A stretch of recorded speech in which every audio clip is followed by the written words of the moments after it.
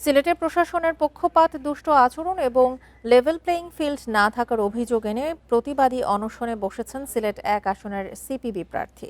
রোববার সকালে সিলেট কেন্দ্রীয় শহীদ মিনারে অনশনে বসেন বাংলাদেশ কমিউনিস্ট পার্টির মনোনীত প্রার্থী আনোয়ার হোসেন সুমন। তার অভিযোগ, অন্যদের ক্ষেত্রে নির্বাচন কমিশন নমনীয় থাকলেও তার প্রচারণায় নিয়ম কানুনের দোহাই দিয়ে বাধা দেওয়া হচ্ছে।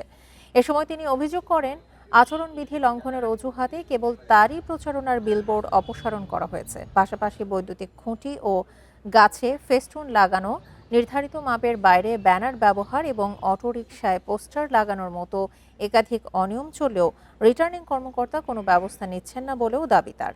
প্রশাসনের পক্ষ থেকে লেভেল প্লেইং ফিল্ডের সুনির্দিষ্ট আশ্বাস না পাওয়া পর্যন্ত অনশন চালিয়ে যাওয়ার ক্ষেত্রে অনড় অবস্থান জানান এই প্রার্থী।